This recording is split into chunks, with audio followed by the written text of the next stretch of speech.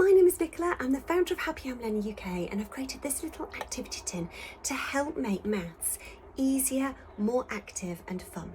I want to share with you the end of year expectations for reception year 1 and year 2. So I've discreetly colour coded the cards: red for reception, yellow for year 1 and green for year 2.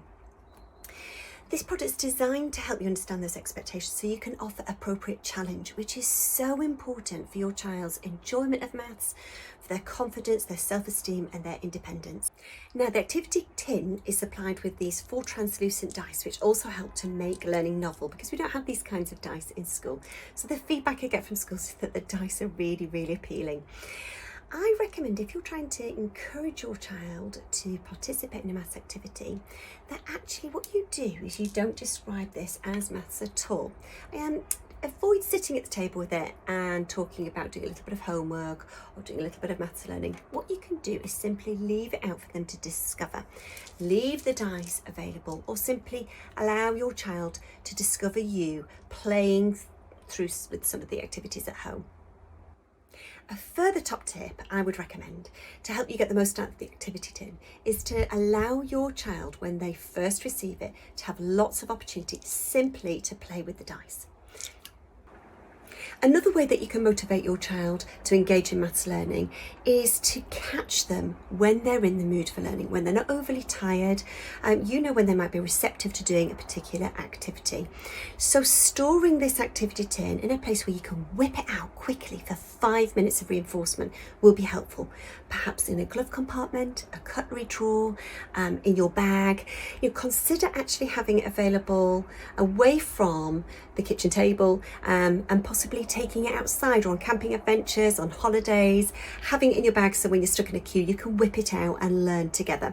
And we know, don't we, that life is busy, so sometimes in order to get the most out of an activity and make it pleasurable, it can be about finding a time that suits you as a grown-up, a time when you're going to be enthusiastic, you're going to be confident and excited about doing this activity. So having it available to hand is really recommended.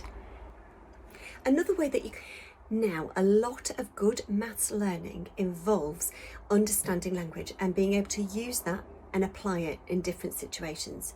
So the key maths language for your child to understand and use is highlighted in the relevant colour code on these cards.